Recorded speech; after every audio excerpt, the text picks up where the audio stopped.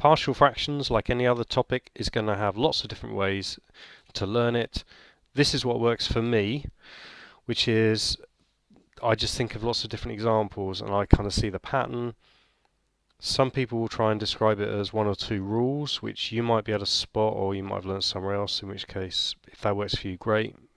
For me, I just sort of think of it as some general principles, but not really kind of tied down rules. Okay, let's get on with this. Generally speaking, we try and factorize this, and this is how we generate the partial fractions, because we say, oh right, well probably we can split this up into two fractions. Something over x plus something over x squared plus 5. I've just summarised some very complicated maths into a very generalised statement, but kind of ish, that's what's going on. And I think for a lot of people, including me, the problem is what do we pick to go on the top? Well, in this case, we just select an a. Well, how come in this one we had bx plus c? Reason is there was an x squared on the bottom. So when you're sort of dividing it through, potentially there might be some x's left at the top. Right, let's do the next one. Have a look at that. What's going on? Well, this bottom bit's going to factorise out again exactly the same.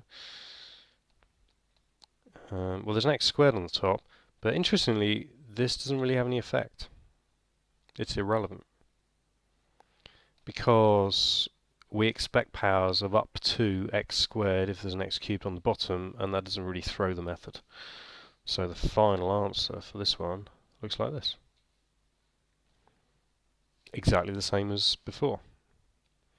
Let's try another one. What if there's an x... but there's an x cubed on the top now. So there's going to be scenarios where the whole thing could kind of cancel out, and the x cubed cancel, and we end up with a constant. Another way of thinking about it is, imagine using long division at this point, you might end up with an actual whole number. So that's where that first term comes from, and then the rest is just the same as before. Little reminder, the reason we've got an x here is to do with the x squared on the bottom here. That's the important thing. Let's try another question. Oh, this time we've got an x to the 4 at the top.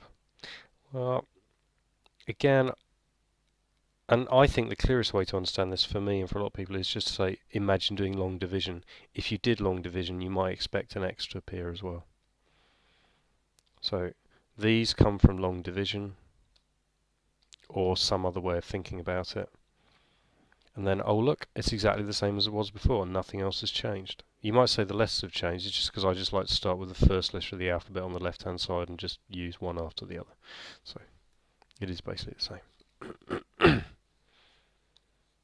Let's try another example. Oh, what would happen here? It's got x to the 5.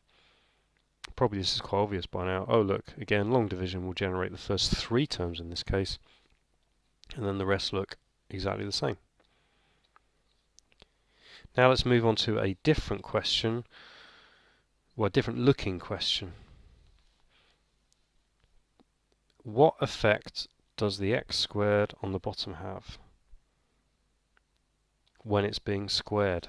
Answer, not a lot.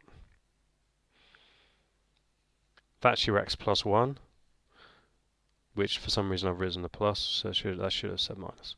X minus 1, which comes from here, and then because this is squared, it generates 2 partial fractions, but the tops of the partial fractions are exactly the same.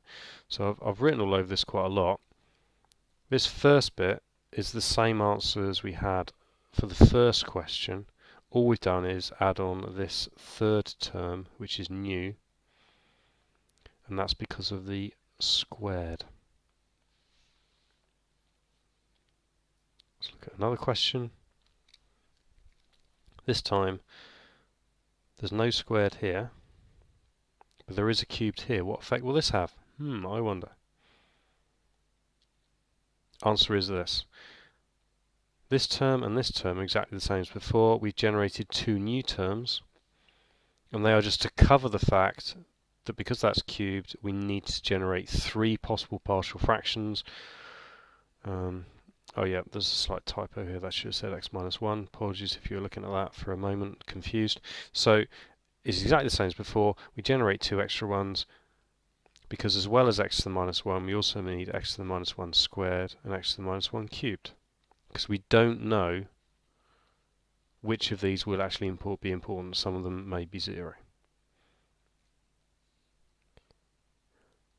Let's finally look at one more example. What happens if we square both of them? Does this do anything strange? No. Same rules apply.